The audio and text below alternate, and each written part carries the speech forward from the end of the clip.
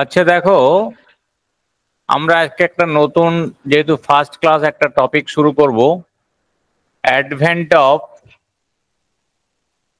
European traders in India.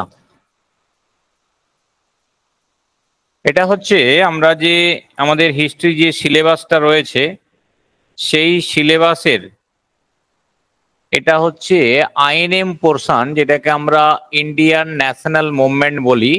সেই INM পোর্শনের এটা হচ্ছে ফার্স্ট টপিক, ঠিক আছে। এই পর্বে আমরা কি পড়ব? আমরা পড়ব তিনটে, চারটে, পাঁচটা, অর্থাৎ টোটাল পাঁচটা ইউরোপিয়ান কোম্পানি তারা ভারতবর্ষে বা ইউরোপীয়রা তারা ভারতবর্ষে আসে এবং তাদের যে বাণিজ্যের বিষয়গুলো সেইগুলো আমরা পড়ব। প্রথমে পর্তুগিজ আসে, তারপরে আসে ডাচ, তারপরে আসে ব্রিটিশ, তারপরে আসে ডেনস এবং সবার শেষে আসে ফ্রেঞ্চ। পর্তুগিজদের আসার সময় হচ্ছে 1498, ডাচদের আসার সময় হচ্ছে 1505, ব্রিটিশদের আসার সময় 1605, ব্রিটিশদের আসার সময় হচ্ছে 1608, ডেনসদের 1620 আর ফ্রেঞ্চদের 1667, কোথাও 68 পাবে। তাহলে এইগুলো হচ্ছে তাদের ভারতে আসার সময়কাল। এবার ভারতে সবার আগে এলো পর্তুগিজরা, সবার পরে কিন্তু তারাই গেল। কারণ গোয়া, দমন, দিউ, দাদরা, নগর হ্যাভেলি,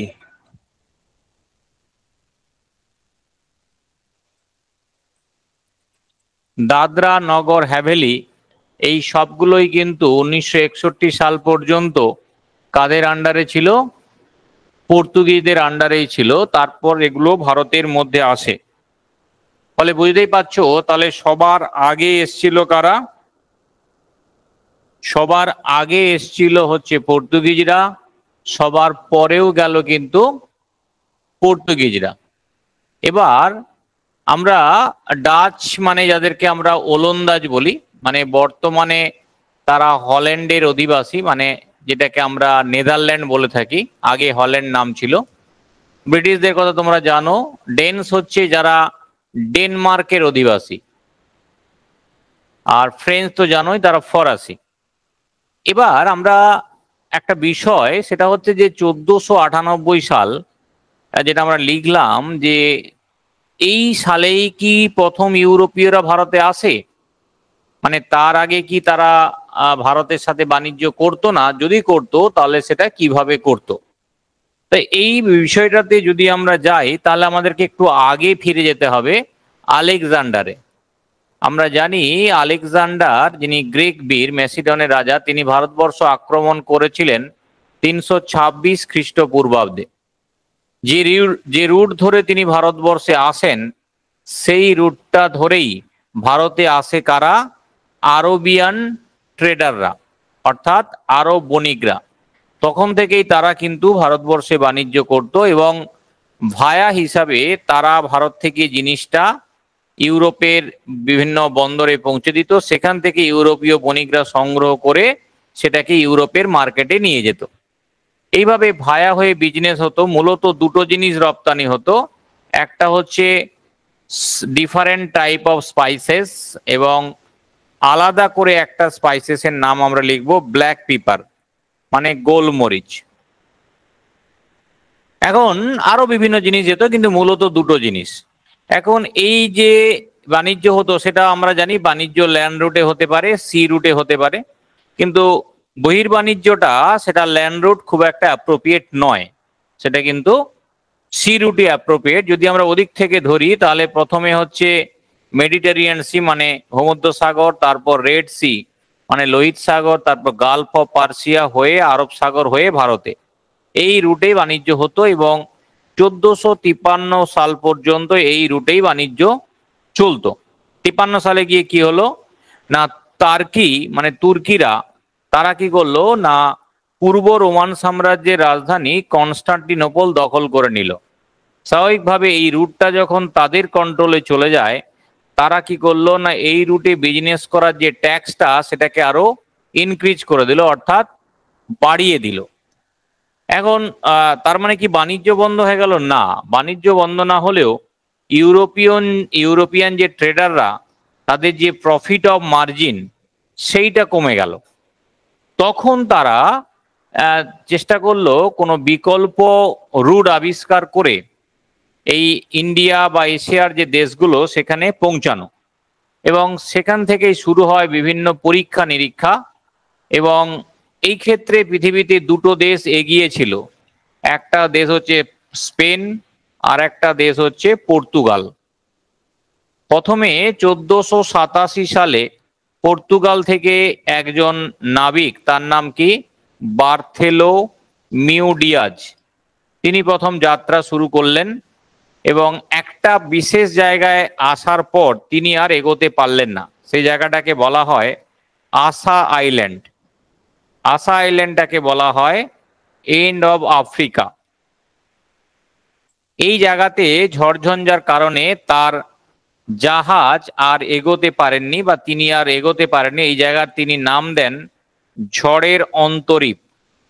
তোমরা পড়েছো আগে, বা উত্তম আশা অন্তরীপ, বা ইংরেজিতে বলা হয় কেপ অফ গুড হোপ। তিনি ফিরে গেলেন। এরপর 1492 সালে যাত্রা শুরু করলেন কলম্বাস, খ্রিস্টোফার কলম্বাস। কোথা থেকে? স্পেন থেকে যাত্রা শুরু করলেন। কিন্তু তিনি যে জাহাজ বা অভিযাত্রী দিয়ে যাত্রা শুরু করেন, তাদের জাহাজ আটলান্টিক মহাসাগরে এসে একটু দিক পরিবর্তন করে আমেরিকায় চলে যায়, এবং এভাবেই কিন্তু আমেরিকার আবিষ্কার হয়। 1497 সালে যাত্রা শুরু করেন পর্তুগাল থেকে ভাস্কো দা গামা, যার নাম তোমরা শুনেছো। তা সেই ভাস্কো দা গামা 1498 সালে ভারতে পৌঁছান। বলা হয় এই যে কেপ অফ গুড হোপ, এইখান পর্যন্ত তিনি খুব সহজেই পৌঁছে যান, জায়গাটা আবিষ্কার করাই ছিল। এখানে এসে আব্দুল মাজিদ বলে একজন গুজরাটি নেভিগেটর বা গুজরাটি নাবিকের তিনি পরিচয় পান, বা তার সঙ্গে তার সাক্ষাৎ ঘটে। ফলে বুঝতেই পারছো, যিনি গুজরাটি তিনি ভারতের রাস্তা সহজেই চিনবেন। ফলে ভাস্কো দা গামা এনসিআরটি অনুযায়ী বলা হচ্ছে তিনি 4টে জাহাজ আর 118 জনকে নিয়ে রওনা দিয়েছিলেন। সেই জাহাজের প্রধান পাইলটের দায়িত্বই দেওয়া হয় কাকে?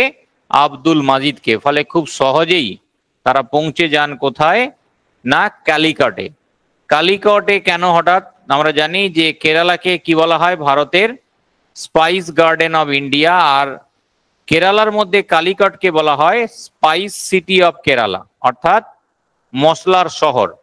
ফলে নাবিকদের বা ব্যবসা সংক্রান্ত কারণে তাদের প্রধান গন্তব্যস্থল সেই সময় ওটাই ছিল। অলরেডি আরবরা তখন আগে থেকেই ওখানে বাণিজ্য করত। ভাস্কো দা গামাও সেখানে গিয়ে কি হন? না, উপস্থিত হন। সেটা ছিল 1498 সালের 20শে মে, এবং সেই দিন তিনি পৌঁছান। এবং তখন কালিকটের রাজা ছিলেন জামোরিন, তিনি তাকে ওয়েলকাম করেন। তাহলে প্রশ্ন হলো যে ভারতে যখন পর্তুগিজরা এলো, তখন তাদের প্রথম বাণিজ্যিক প্রতিদ্বন্দ্বী কারা ছিল? আরবরা। ভাস্কো দা গামা তার যে ফার্স্ট টাইম তিনি ভারতে এলেন, ছিলেন মাত্র কতদিন? 3 মাস। 3 মাস পরে তিনি ফিরে যান। তবে ফিরে যাওয়ার সময় সঙ্গে আনা জাহাজে করে যে বিপুল পরিমাণ ভারতীয় দ্রব্য তিনি ইউরোপে নিয়ে যান, তাতে যে প্রফিট অফ মার্জিন হয় সেটা তাদের পূর্বের তুলনায় অনেক বেশি। স্বাভাবিকভাবেই পরপর যে কতগুলো বাণিজ্যিক অভিযান আসবে সেটাই স্বাভাবিক। কিন্তু 1500 সালে দ্বিতীয় হিসাবে যিনি এলেন ক্যাব্রাল, এবং আসার পথে যিনি মাদাগাস্কার আইল্যান্ডটি আবিষ্কার করেছিলেন, তার কিন্তু উদ্দেশ্য ছিল আলাদা, বাণিজ্য নয়। বাণিজ্যের থেকে তার আসার উদ্দেশ্য ছিল বেশি সামরিক। কারণ তার লক্ষ্য ছিল যে কালিকটে যে আগে থেকে আরবরা বাণিজ্য করছে সেখান থেকে তাদেরকে সরিয়ে দেওয়া। কিন্তু এক্ষেত্রে জামোরিন কিন্তু আরবদেরই সাপোর্ট করেন, কারণ তার বক্তব্য ছিল যে তোমরা সবাই আসো এখানে বাণিজ্য করো। সুতরাং তার কাছে সবাই সমান ছিল, কিন্তু ক্যাব্রাল যেহেতু আরবদেরকে সরাতে চেয়েছিলেন, ফলে তিনি আরবদের পক্ষ নেন, ক্যাব্রাল ফিরে যেতে বাধ্য হন। এরপর 1502 সালে দ্বিতীয়বার, মানে সেকেন্ড টাইম, আসেন কে? Vasco da Gama. এবারে কিন্তু, অর্থাৎ ভাস্কো দা গামা যখন প্রথম আসেন তার উদ্দেশ্য বাণিজ্য হলেও দ্বিতীয়বারের উদ্দেশ্য কিন্তু বাণিজ্যই, অবশ্যই বাণিজ্য, কিন্তু সেটা কি না, আরবদেরকে এখান থেকে হাঁটিয়ে বাণিজ্য, মানে মনোপলি বিজনেস করা কালিকটে।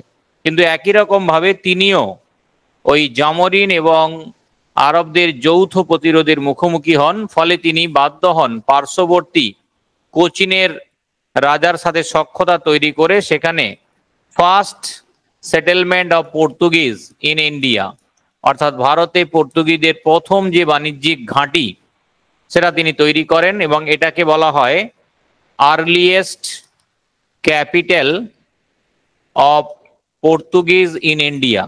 ভারতে পর্তুগিজদের প্রথম আগেকার রাজধানী বললে সেটা কোচিনই হবে। এরপর তিনি ফিরে যান। 1503 সালে কে আসেন? লোপোসোর। লোপোসোর তিনি কিন্তু এই অধরা কাজটা করতে সমর্থ হন, অর্থাৎ ক্যাব্রাল যেটা পারেননি, Vasco da Gama second time এসে যেটা পারেননি, সেটা তিনি করলেন কি না, হি destroyed all the Arabian settlement in Calicut, অর্থাৎ কালিকটের সমস্ত আরবিয়ান সেটেলমেন্টগুলোকে ধ্বংস করেন। এবং একই সাথে এই সময় কেরালার ভাইপিনে একটি তারা দুর্গ নির্মাণ করে, সেটার নাম ছিল নিউ অরেঞ্জ ফোর্ট। যদি এরকম প্রশ্ন কখনো পাও যে ভারতে ইউরোপীয়দের তৈরি সব থেকে প্রথম দুর্গ কোনটি, oldest existing European fort in India, তাহলে সেটা বলবে নিউ অরেঞ্জ ফোর্ট। এরও দুটো নাম আছে, হ্যাঁ, ফোর্ট ইমানুয়েল অথবা ফোর্ট মালিপুরম, সবগুলো কিন্তু একই নাম। এরপর আমরা চলে যাব 1505 সালে। কি না, পর্তুগিজ গভর্নমেন্ট দেখলো যে এই যে অভিযানগুলো যাচ্ছে বা গিয়েছে অলরেডি, সেগুলো সবই সামরিক অভিযান হয়ে যাচ্ছে, তার পেছনে বিজনেস কম। যে কারণে 1505 সালে সরকারিভাবে কাকে পাঠানো হলো? ফ্রান্সিসকো ডি আলমেইদোকে পাঠানো হলো। কত বছরের জন্য? 3 বছরের জন্য। এবং আলমেইদো ভারতে তাহলে প্রথম পর্তুগিজ ভাইসরয় ছিলেন আলমেইদো, বাকিরা কিন্তু আমরা ভাইসরয় বলবো না, কারণ তারা কেউ সরকারিভাবে আসেননি। হ্যাঁ, তাহলে তিনি আসেন 3 বছরের জন্য, এবং তার বিখ্যাত পলিসি ছিল ব্লু ওয়াটার পলিসি। এটাকে বলা হয় কার্টেজ সিস্টেম। এটাকে বলা হয় কি? Cartridge system. মনে রাখবে যে এই পলিসির মূল যে বক্তব্য ছিল সেটা হচ্ছে সমুদ্রের ওপর নিরঙ্কুশ প্রাধান্য বিস্তার করা। যাই হোক, এরপর 1509 সালে ভারতে আসেন কে? আলবুকার্ক। মনে রাখবে যে যদি আমরা ভারতে পর্তুগিজদের রিয়েল ফাউন্ডার বলি, মানে প্রকৃত ক্ষমতার প্রতিষ্ঠাতা, তাহলে কিন্তু অ্যান্সার হবে কিন্তু আলবুকার্ক। আলবুকার্কের পলিসি আবার উল্টো, তার পলিসি ছিল এক্সপেনশন পলিসি, অর্থাৎ বিস্তার নীতি। সেই বিস্তার কিন্তু সমুদ্রে নয়, সেই বিস্তার হচ্ছে ইনল্যান্ড ইন ইন্ডিয়া, অর্থাৎ ভারতের অন্তর্দেশে। এবং এই নীতি কার্যকর করবার জন্য তিনি কতগুলো পলিসি নেন। হ্যাঁ, বৈবাহিক সম্পর্ক স্থাপন, স্লেভারি, কৃতদাস ব্যবসা, খ্রিস্টান ধর্ম বেশি করে প্রসার, এইগুলোকে তিনি কিন্তু কি করেন না, সামনে রাখেন। ঠিক আছে? এবং এই যে তার নীতির কথা আমরা বললাম, সেই নীতির হচ্ছে প্রথম আমরা পদক্ষেপ দেখতে পাই 1510 সালে। কি করেন? তিনি গোয়া দখল করেন। এবং গোয়া তখন কাদের হাতে ছিল? বিজাপুরের সুলতানের কাছ থেকে গোয়া দখল করেন। এবং 1515 সালে গোয়াতে প্রথম কিন্তু সতী তিনি হচ্ছে ইল্লিগ্যাল ঘোষণা করেন, অর্থাৎ সতীদাহ প্রথা নিষিদ্ধ করেছিলেন। তাহলে ভারতবর্ষে প্রথম সতীদাহ প্রথা কে নিষিদ্ধ করেন বললে কি হবে? না, পর্তুগিজরাই